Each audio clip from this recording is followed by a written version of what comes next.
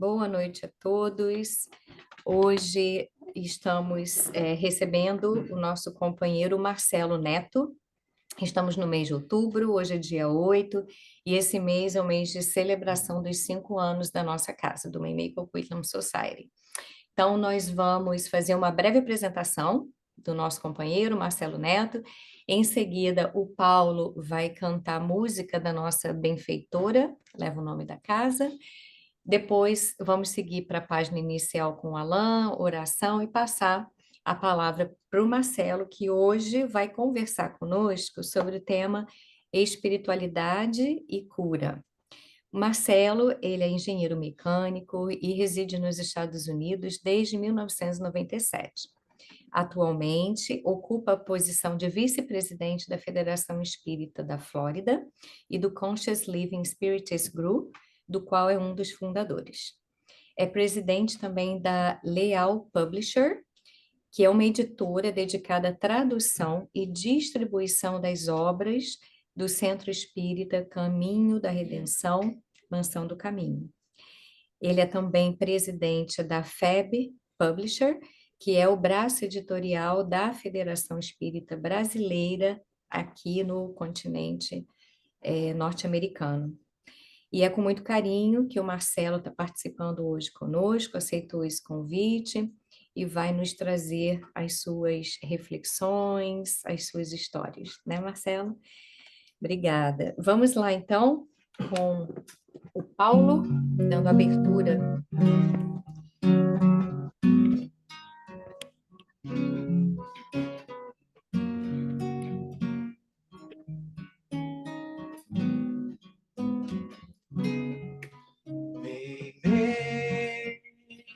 Singeleza em flor, fonte viva do amor, a sondar o infinito,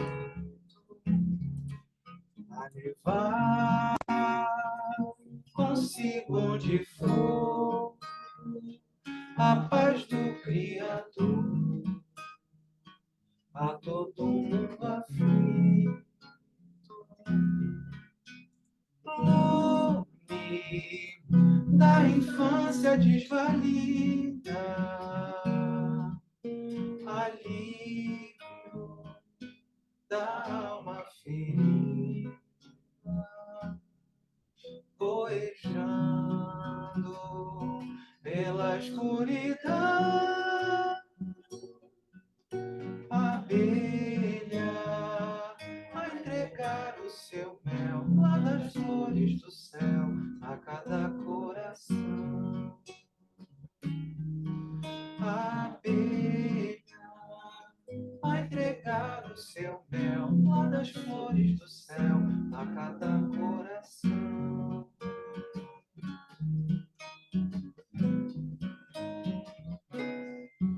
Meimei, singeleza em flor, fonte viva do amor, a sondar o infinito,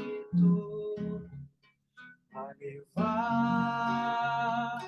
consigo onde for a paz do Criador, a todo mundo aflito. Nome da infância desvalida, alívio da alma ferida, poejando pela escuridão, abelha a entregar o seu mel lá das flores do céu a cada coração. Abelha a entregar o seu mel lá das flores do céu a cada coração. A cada coração, a cada coração, a cada coração. Me,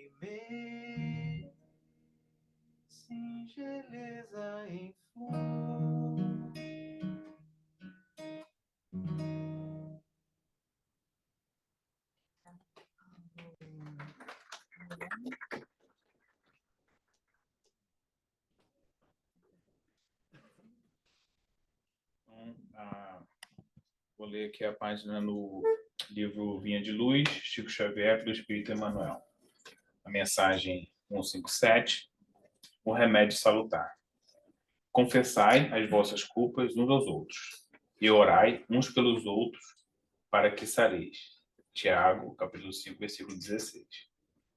A doença sempre constitui fantasma temível no campo humano, qual se a carne fosse tocada de maldição. Entretanto, podemos afiançar que o número de enfermidades essencialmente orgânicas, sem interferências psíquicas, é positivamente diminuto. A maioria das moléculas, das moléstias, procede da alma, das profundezas do ser, não nos reportando a imensa caudal de provas expiatórias que invade inúmeras existências em suas expressões fisiológicas. Referimos-nos tão somente às moléstias que surgem de inesperado com raízes no coração. Quantas enfermidades, pomposamente batizada pela ciência médica, não passam de estados vibratórios da mente em desequilíbrio. Qualquer desarmonia interior atacará naturalmente o organismo em sua zona vulnerável. Experimentar-lhe-á o efeito no fígado, outro nos rins e ainda outro no próprio sangue. Em tese, todas as manifestações mórbidas se reduzem a desequilíbrio. Desequilíbrio esse cuja causa repousa no mundo mental. O grande apóstolo do cristianismo nascente foi médico sábio, quando aconselhou a aproximação recíproca e a assistência mútua como remédios salutares. O ofensor, que revela as próprias culpas ante o ofendido, lança fora detritos psíquicos, aliviando o plano interno. Quando oramos uns pelos outros, nossas mentes se unem no círculo da intercessão espiritual. E, embora não se verifique o registro imediato em nossa consciência comum, há conservações silenciosas pelo sem-fio do pensamento. A cura jamais chegará sem um reajustamento íntimo necessário. E quem deseja melhoras positivas na senda da elevação, aplica o conselho de Tiago. Nele, possuímos remédio salutar para que saremos na qualidade de enfermos, encarnados ou desencarnados.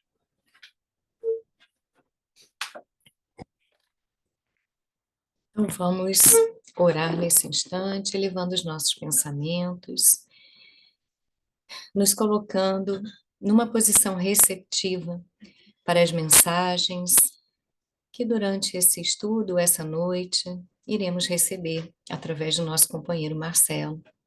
Que ele tenha a palavra fácil e que nós tenhamos ouvidos de ouvir, olhos de ver e que possamos juntos, nessa mesma vibração de amor, de paz e de harmonia, nos sintonizar, nos conectar e assim emanar o melhor que há por cada um de nós aqui presentes, encarnados e desencarnados, para que a palavra da noite sobre o Espiritismo e cura possa chegar em nossas almas.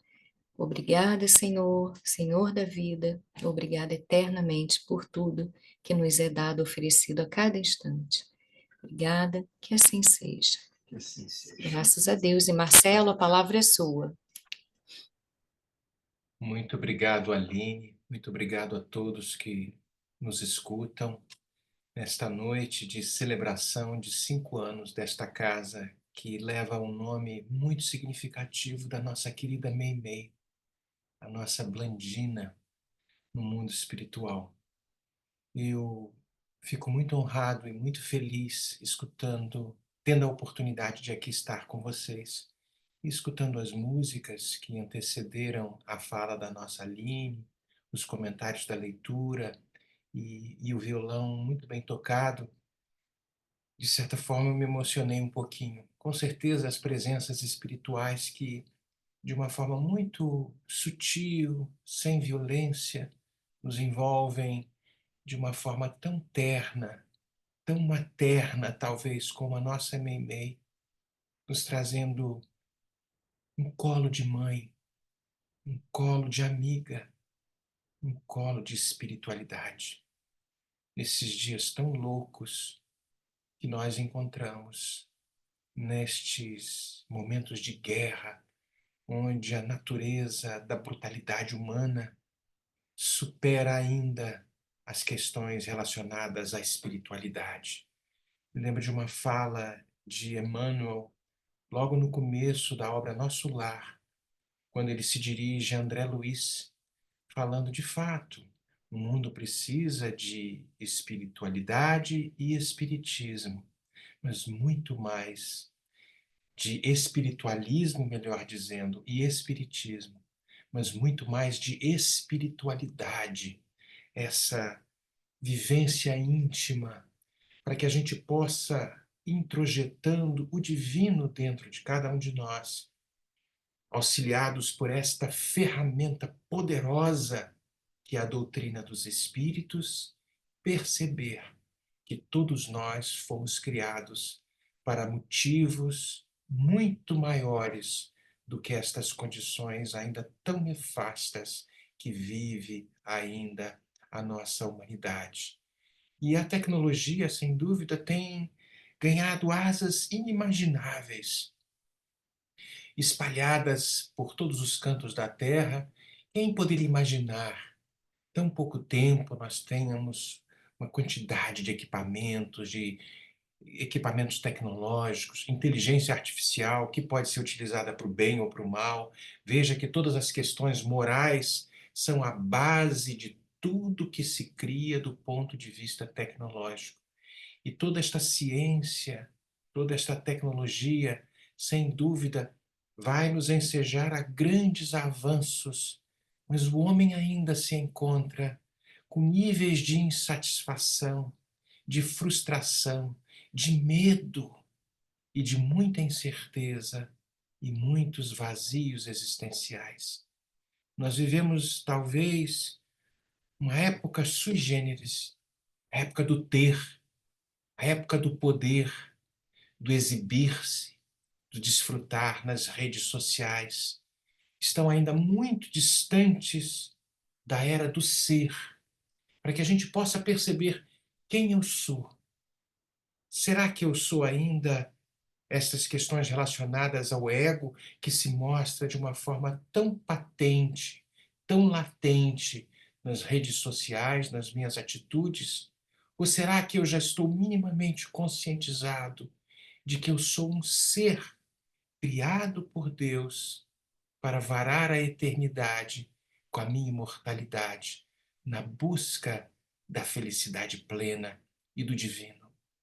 Eu tenho lido ultimamente nas páginas da Organização Mundial de Saúde e muitas outras páginas médicas que a depressão será a maior doença dentro de muito pouco tempo. Parece que são milhões de pessoas encontrando-se nesta situação. E são dados divulgados recentemente pela OMS que apontam que nos próximos 20 anos a depressão deve se tornar tão comum, vai afetar pessoas de todos os matizes, ricos, pobres, instruídos, ignorantes, e vai, sem dúvida, transformar-se numa verdadeira calamidade, se é que já não é uma grande calamidade. Atualmente, mais de 450 milhões de pessoas são afetadas por transtornos mentais, transtornos de ordem depressiva. E os números da Organização Mundial de Saúde mostram claramente que isso é um gráfico ascendente, mas parecem números que distantes de todo o potencial tecnológico que o homem já alcançou. No Livro dos Espíritos tem uma pergunta que sempre me intrigou. Eu, se não estou enganado, é a pergunta 780, quando Kardec pergunta se o progresso moral acompanha, um progresso intelectual acompanha o moral, algo assim. E os espíritos nos trazem que o progresso intelectual acontece primeiro, para que o moral venha em seguida, mostrando que estes avanços da tecnologia, sem dúvida, estão aí presentes, mas as questões morais, a base necessária para uma sociedade feliz, ainda está por vir. Caminha aí de forma claudicante, tentando dar passos em algumas almas corajosas, passos mais ousados, como foi a nossa Meimei, enquanto aqui na Terra, passos ousados na direção de uma moralidade, de uma disciplina íntima, na busca do Cristo, que é, sem dúvida, a nossa destinação. Vejo Jesus não como uma figura que simplesmente dividiu a história do mundo, antes e depois dele, mas vejo este homem, o mestre de todos os tempos, como o nosso futuro, pois um dia seremos como ele. Está por vir. Na sua fala, quando ele traz que vós podeis fazer o que faço e muito mais, nos apontando que todos nós temos capacidades ainda não descobertas, mas que estão aí sendo elaboradas no cadinho das dores, no cadinho dos obstáculos necessários para no desenvolvimento do intelecto descobrirmos que, através da inteligência, de que só através do amor maior vamos conseguir dar os grandes saltos para a verdadeira libertação e, por consequência, a felicidade. Na obra no livro Obras Póstumas, na segunda parte, ali no capítulo 27, numa comunicação sonambúlica com duas médiuns que Kardec não traz o nome. Ele apenas fala Senhora M e Senhora T. Foi uma mensagem em abril, em 1866. E estas médiuns em estado sonambúlico nos trazem as questões relacionadas à regeneração da humanidade. E num determinado trecho desta mensagem, elas nos trazem que o suicídio, a destruição, se multiplicariam em proporções inauditas até entre as crianças. E vemos hoje em dia as crianças com síndromes de depressão, conflitos existenciais, não sabem o que são, nas loucuras que mostram claramente o espírito ainda em conflito com estas situações relacionadas a todas as possibilidades, onde no passado, através das injunções que programamos e proclamamos contra os outros, não desconfiávamos que, quando atingimos o próximo, é a nós mesmos que estamos atingindo. Então, nesta mensagem, através destas médiuns, elas nos trarão que a loucura terá, colocando numa visão do futuro, a loucura jamais terá atingido tão grande quantidade de pessoas que antes mesmo de desencarnarem estarão riscadas do número dos vivos. E nos traz ainda mais um pouquinho, falando que estes serão os verdadeiros sinais dos tempos, desses tempos de transição. Mas eles nos trazem, tudo isso se cumprirá pelo encadeamento das circunstâncias, como os Espíritos já disseram, sem que haja a mais ligeira derrogação das leis da natureza, leis de causa e efeito. Toda causa vai gerar um efeito.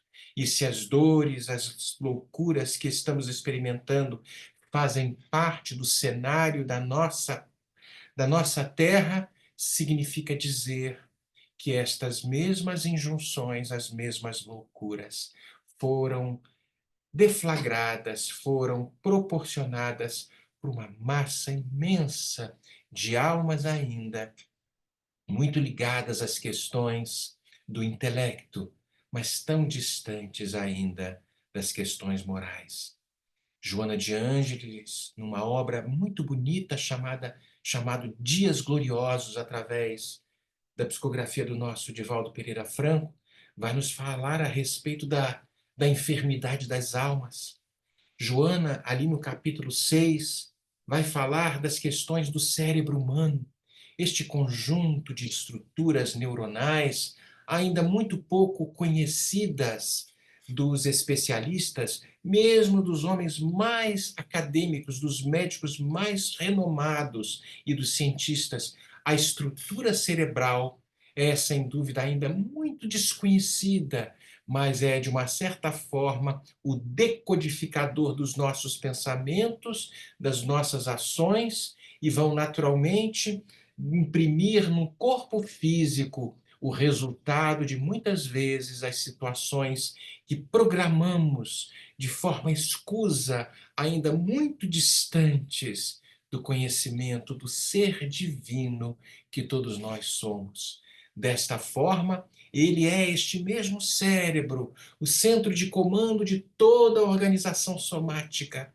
Vai processar os fenômenos degenerativos ou felizes, ativando o sistema imunológico e assimilando muitas vezes os fatores kármicos que procedem dos atos anteriores do passado, nas reencarnações passadas, muitas vezes ativando mecanismos existenciais, comportamentais, melhor dizendo, nos dias atuais. Por isso, como Jesus é tão fundamental. Nestes estados depressivos que vão proporcionando os pensamentos pessimistas, Joana vai trazer neste capítulo, pensamentos nefastos que vão contribuir largamente para o agravamento das questões dos transtornos neuróticos, como também vão abrir as brechas, tantas vezes, para a instalação das obsessões mais danosas, quando não criamos as barreiras íntimas, a vigilância necessária para que, fortalecendo o nosso próprio organismo, pela uma obediência, por uma disciplina interna, não estamos falando de castração, mas de conexão com o divino, para que, nos fortalecendo, nos abastecendo destas energias positivas e daqueles que já trilharam estes caminhos com as mesmas dores, aprenderam a não mais estarem sujeitos a estas situações. Nestas conexões com o divino, nós abrimos a boca da alma e nos transformamos em pessoas mais conscientes e mais saudáveis. Por isso, a tão necessária vigilância para que estas enfermidades não possam encontrar campo, nem as estruturas energéticas deficientes que vão, sem dúvida, nos malograr o espírito e, certamente, impactar o nosso perispírito, desencadeando muitas vezes as situações complexas e permitindo que determinados vírus, determinados mecanismos que estavam ali talvez esperando os gatilhos que tantas vezes nós disparamos para que se alojem num corpo ainda tão fragilizado, tão desconectado da sua própria essência. Jesus nunca foi tão necessário nestes dias que todos nós vivemos. No Evangelho de João, ali no capítulo 16, no versículo 33, uma passagem que gravo de memória, quando o Mestre, falando aos seus apóstolos, que tenho-vos dito estas coisas para que em mim vós tenhais paz. Ele nos disse que teríamos aflições, teríamos complicações, enfrentaríamos obstáculos, mas nos dá um conselho: tem de bom ânimo, fortaleçam a sua alma, ânimo vem de alma, fortaleçam a sua alma, e nos fala: eu venci o mundo e vos convido a vencer o mundo também.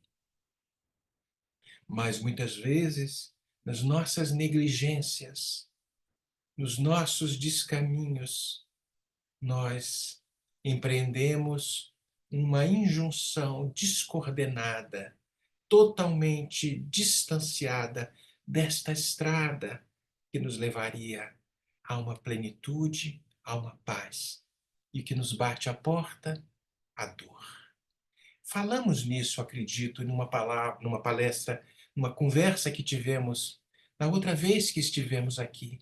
Falamos de dor e, sem dúvida, ela aí vai bater às nossas portas.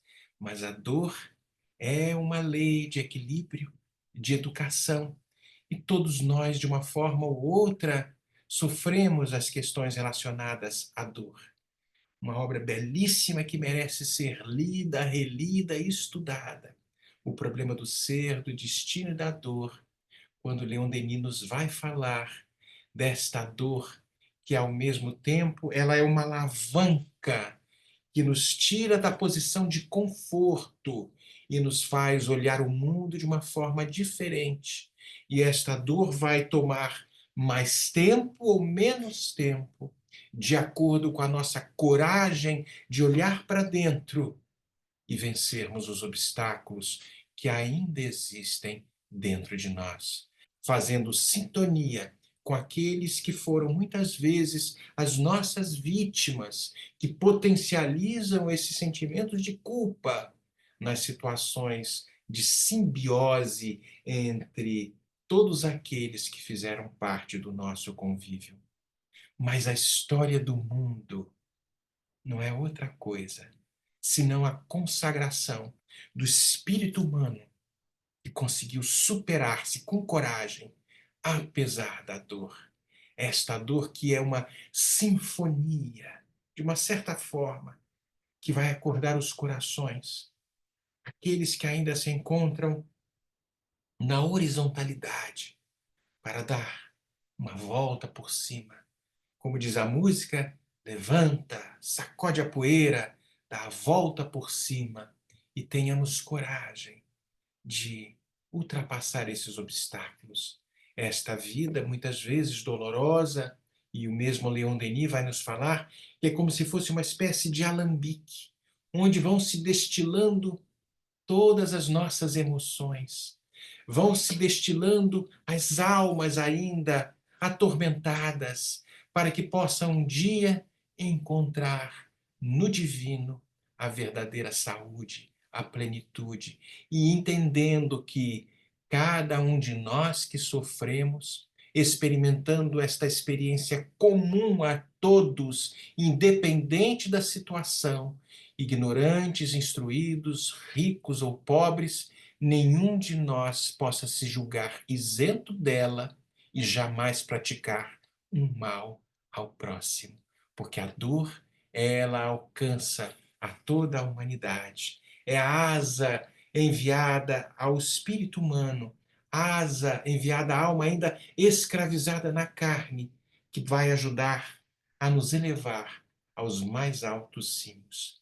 Se nas horas de provação, como diz o nosso Leon Denis, se nas horas de dor, se nas horas de testemunho, se nós soubéssemos observar o trabalho interno, a ação íntima, misteriosa deste cinzel que tenta, de alguma forma, esculpir o espírito humano, talhando ainda, retirando a casca para que a nossa consciência possa enxergar de uma forma muito mais ampla a lei que está esculpida dentro de cada ser humano, a lei de Deus, pois ela está dentro da consciência. Assim estava a resposta, assim foi a resposta dos espíritos quando Kardec pergunta, na pergunta 621, onde está escrita a lei de Deus?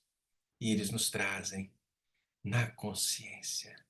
Por isso, a necessidade de muitas vezes mergulharmos na carne, tantas vezes quanto forem necessárias, para que nas reencarnações sucessivas possamos encontrar o progresso e na elevação destes sentimentos, alcançando os mais altos níveis de plenitude.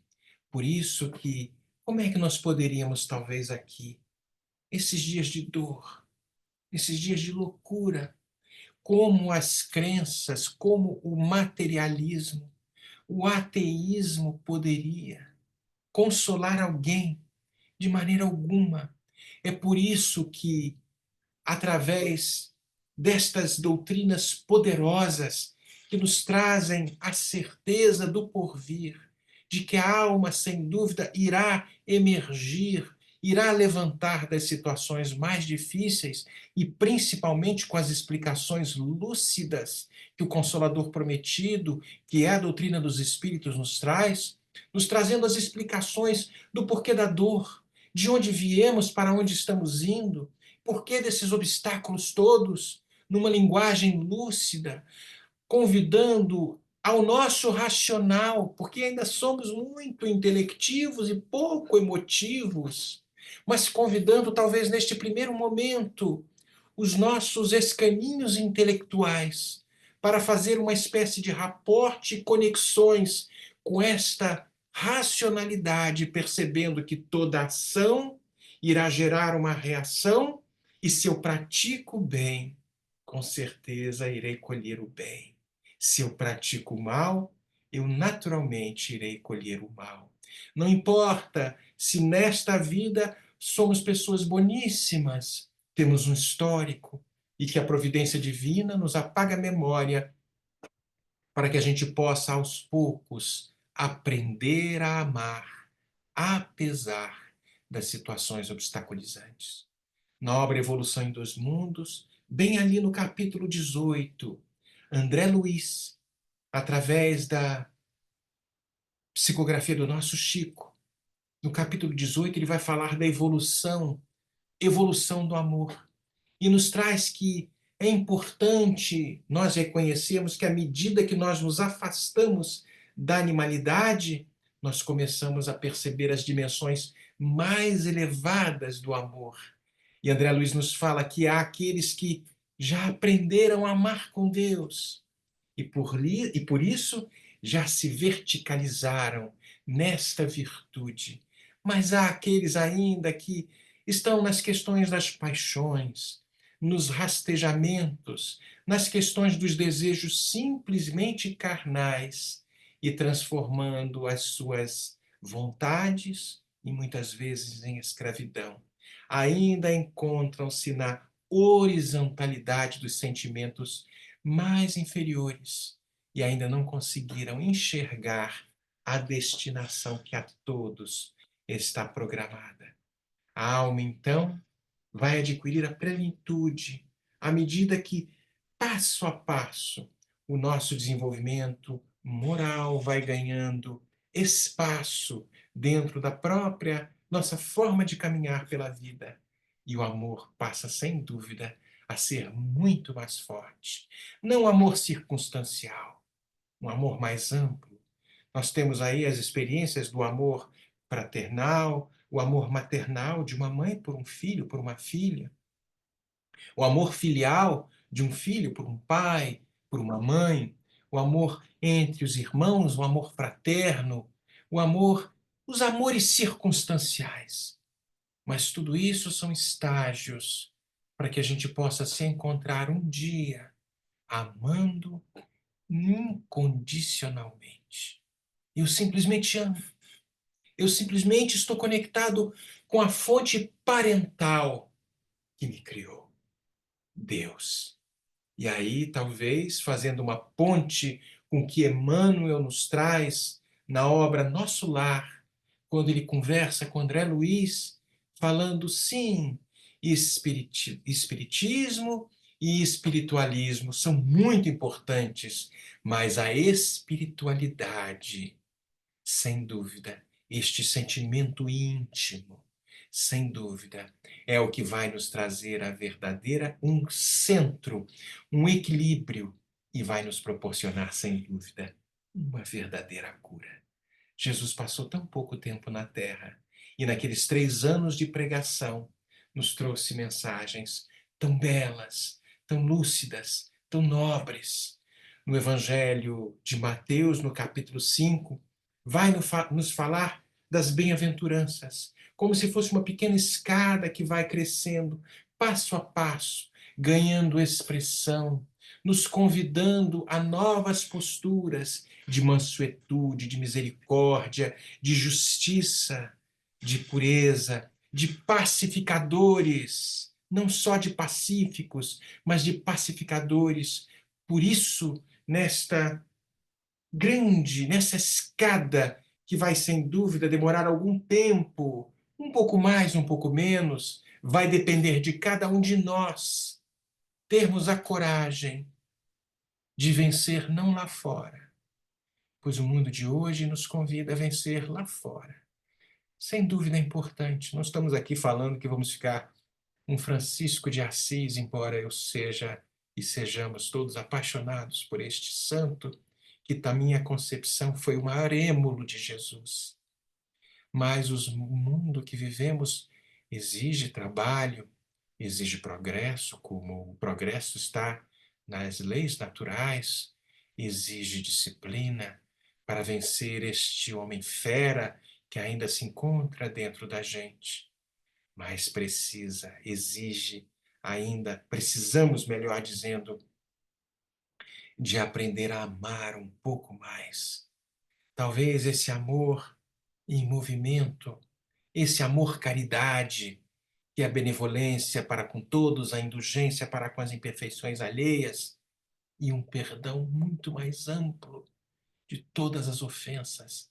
Esse amor caridade que Paulo de Tarso, quando envia aquela cartinha àquela comunidade lá em Corinto, primeira cartinha que ele manda àquela cidadezinha em Corinto, na Grécia, falando de caridade, falando de amor. Se ele tivesse todas as possibilidades, soubesse falar todas as línguas, todos os títulos acadêmicos, se tivesse o dom da profecia, ou seja, da mediunidade, se tivesse capacidade de distribuir o dinheiro que possui, se ele não tivesse esta caridade, este amor, ele simplesmente seria um papagaio, seria um símbolo que tocava sem realmente introjetar todo este amor dentro dele mesmo. Eu estou fazendo aqui mais ou menos uma adaptação da beleza desta carta, desta epístola que Paulo envia aos Coríntios, ali no capítulo 13, no versículo, não me recordo, mas é a primeira epístola que Paulo de Tarso envia aos Coríntios e fala de um amor-caridade, que é paciente, que é benfazejo, brando, não é invejoso, não é temerário, não é precipitado, não se enche de orgulho, não é desdenhoso, não cuida simplesmente dos seus interesses. Esse amor que vai nos levar a um nível de espiritualidade maior e que diretamente vai nos proporcionar a uma cura verdadeira, ele não se agasta, não se azeda com coisa alguma, não suspeita mal, não se rejubila com a injustiça, mas se rejubila com a verdade. Esse amor tudo suporta, tudo crê, tudo espera, tudo sofre. Numa obra muito bela, e eu já falei isso em outras palestras, é basicamente uma adaptação de um capítulo 25 do livro Luz do Mundo, ditado pelo espírito Amélia Rodrigues, Adivaldo Franco.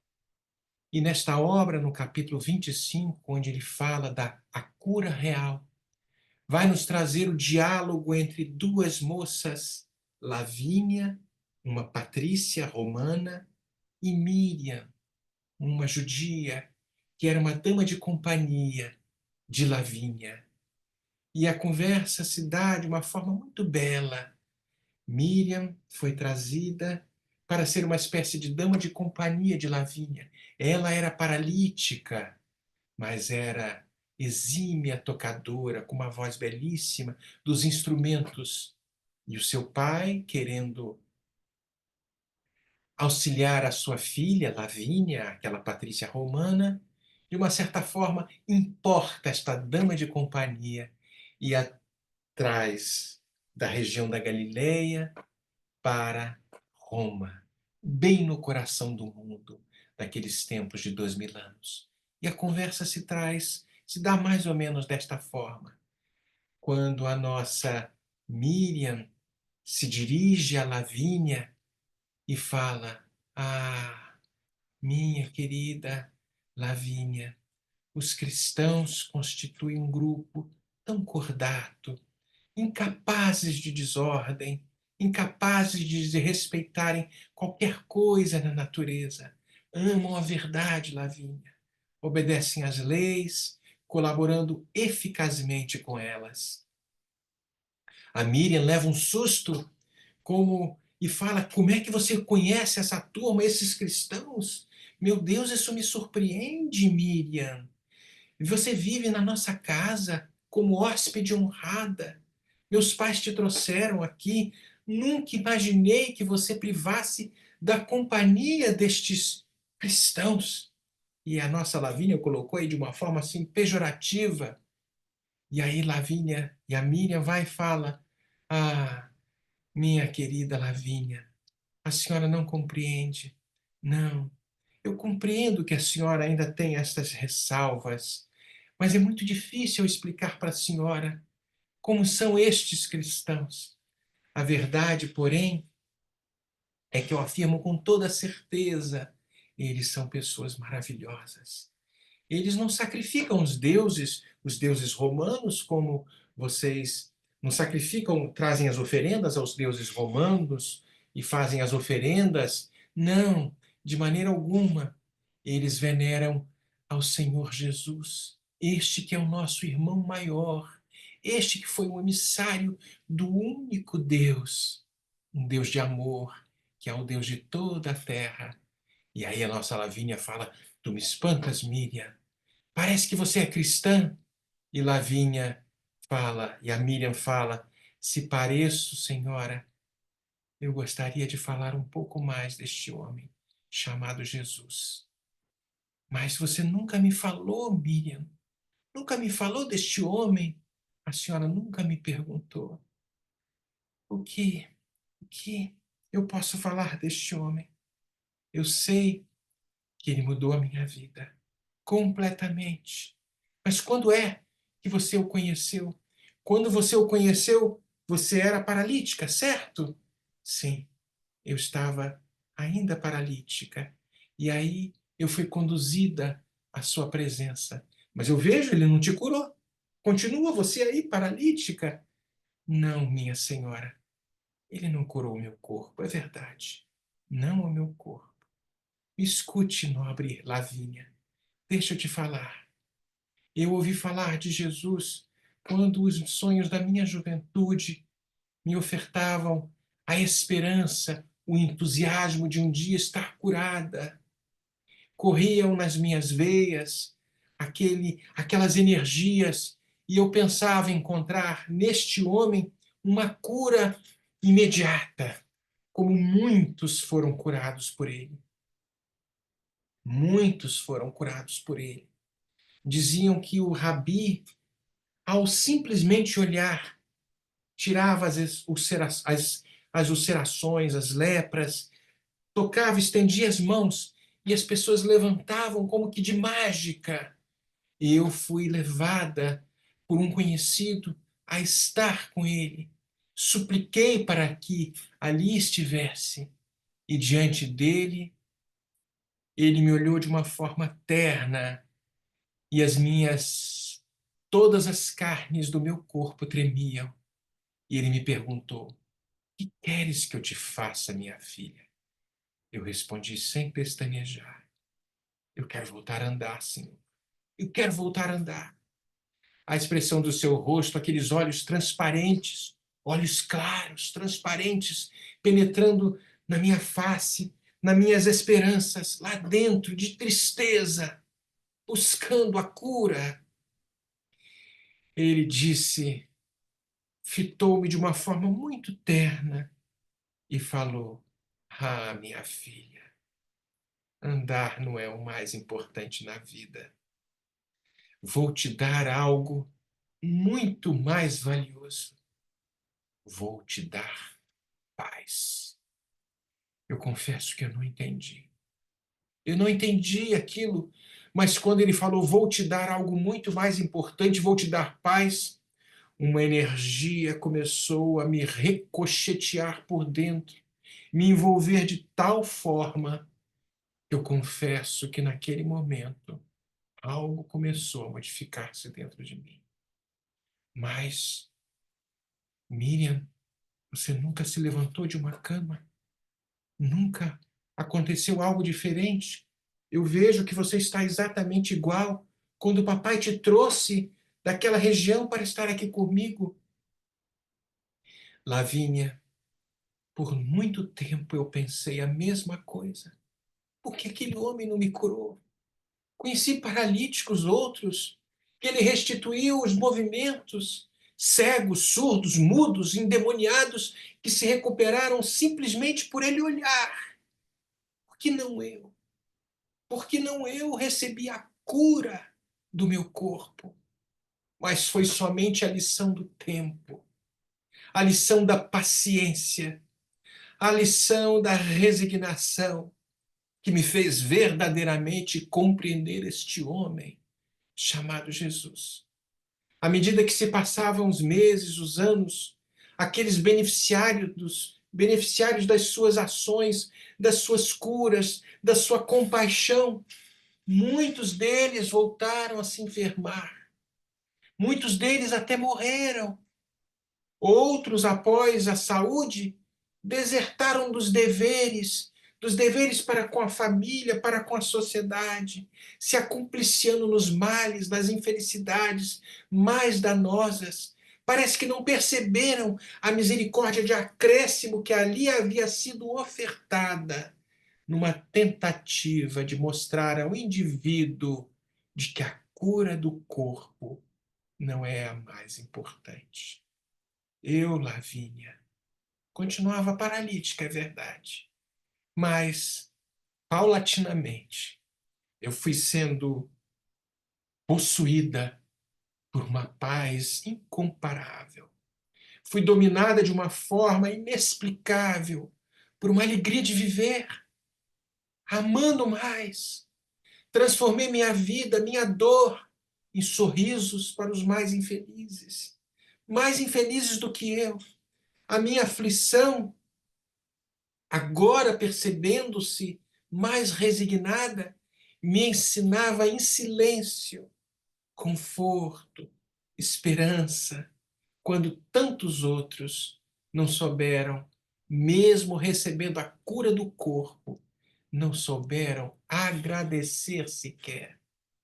A Miriam, então, a nossa irmã, faz uma pausa, como se de uma certa forma querendo se recompor mentalmente, e segue, falando para Lavínia, a Patrícia romana.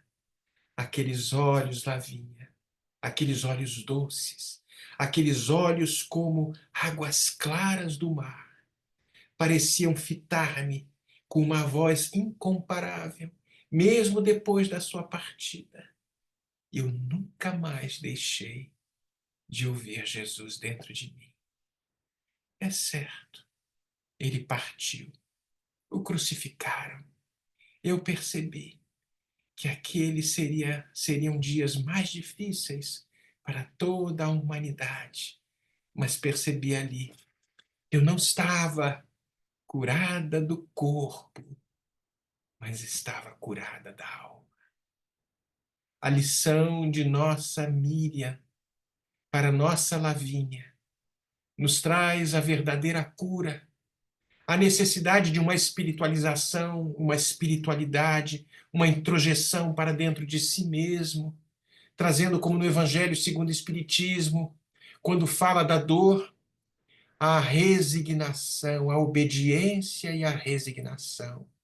A obediência, o consentimento da razão, e a resignação, um consentimento do coração, nessas situações muitas vezes que nos batem a porta por anos a fio, nos mostrando as questões da paralisia do corpo, das dores, das situações inusitadas, a nos convidarem a reflexões mais profundas, para que de uma forma análoga à nossa Miriam, trazendo para Lavínia um encontro com Jesus, talvez todos nós aqui, nos encontrando com a doutrina dos Espíritos, que é, de uma certa forma, Jesus nos visitando novamente para nos esclarecer as questões relacionadas à dor, aos dramas, para que a recuperação íntima possa nos proporcionar verdadeiramente uma verdadeira cura. O que diferencia um paciente comum de um outro portador de expressivos dotes do sentimento e da moral é a maneira como ele aceita e enfrenta as vicissitudes, as doenças, os desafios existenciais, enquanto o sofrimento para alguns, para os desavisados da vida, constitui-se num grande martírio, numa desgraça, para outros, aqueles que se sustentam na fé religiosa, racional, que a doutrina dos Espíritos nos ensina, traz equilíbrio das emoções, significando recurso de crescimento, é um instrumento de profundo enriquecimento dos valores mais íntimos, nos elevando para os grandes voos da natureza, os grandes voos da plenitude. Numa fala, num diálogo belíssimo, quando vamos encontrar numa conversa que Bezerra de Menezes traz com um ateu durante uma reunião de uma reunião espírita, de uma reunião como estamos aqui.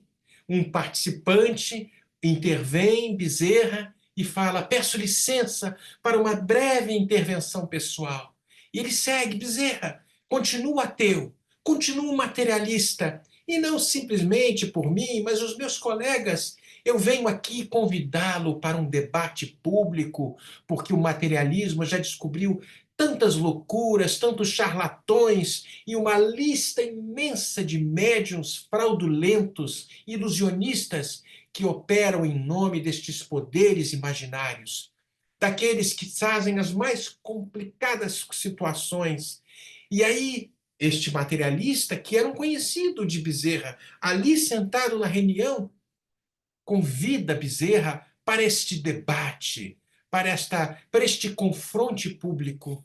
E o nosso Bezerra nos traz a resposta ali em público, fala: sim, meu irmão, se é que eu posso chamá-lo de meu irmão. Nós aceitamos esse debate público, esse desafio, mas desde que o nosso irmão, o Senhor, nos traga para este debate um infortunado que o materialismo tenha soerguido moralmente do mundo, alguém, um malfeitor que a dignidade humana tenha sido devolvido, um infeliz a quem o materialismo tenha restituído o riso, a alegria de viver, a tantos desesperados da alma, que o materialismo tenha restituído a paz no coração, os irmãos nossos que a morte levou as criancinhas. Será que o materialismo, de alguma forma, os consolou? E aqueles sem rumo, sem bússola na vida, os desesperançados, os suicidas, os depressivos. Acontece, meu amigo, que o materialismo conseguiu soerguê-los, e as viúvas, os órfãos, aqueles que não conseguiram se libertar das questões da falta de perdão. Será que o materialismo conseguiu trazer algum alento para estas almas? Ah, tantos suicidas, tantos desesperados. Traga-me, meu irmão, um só desventurado que o materialismo tenha tirado deste cipoal de sofrimentos, neste planeta de provas e expiações. E nós, os espíritas, aceitaremos este debate. Talvez Allan Kardec, um pouco antes, na pergunta 799 de O Livro dos Espíritos, nos fala de que maneira o Espiritismo pode contribuir para o progresso da humanidade. E a resposta dos Espíritos: destruindo o materialismo, que é uma das chagas da sociedade. E aí os homens vão compreender onde se encontram os seus verdadeiros objetivos. Muita paz a todos, e que a espiritualidade maior possa nos envolver de uma forma muito mais eficaz, para que a verdadeira cura, não a do corpo, a da alma, possa se fazer presente, e cada um de nós, dando o seu testemunho de fé e de confiança irrestrita em Deus, possamos nos declarar verdadeiros cristãos, verdadeiros espíritas. Muita paz.